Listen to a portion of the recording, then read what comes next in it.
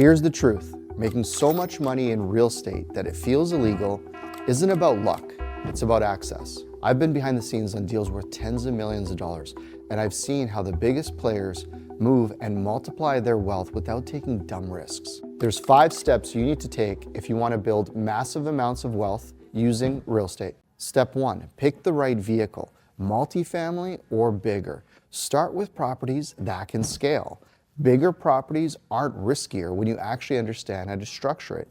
In fact, in my opinion, they're a lot more stable.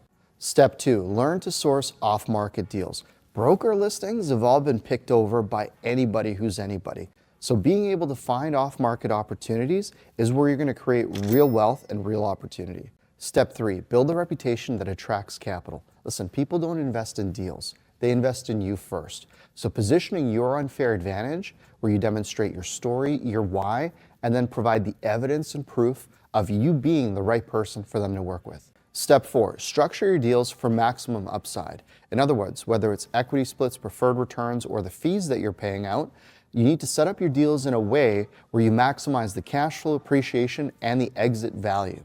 Step 5, optimize from taxes from day one. The wealthiest people I know make their deal on the way in for the way out. So in other words, you know exactly what kind of benefits you get on the tax perspective going into a transaction. Things like depreciation, cost segregation studies, bonus depreciation, investing in opportunity zones. These are things that need to be crystal clear to you because it'll be much easier to work with the right partners from day one. These 5 steps take the luck out of the equation. Look, when you incorporate these 5 steps, you're going to have better deals, better profits, better partners, better opportunities, and you're going to take the risk off the table.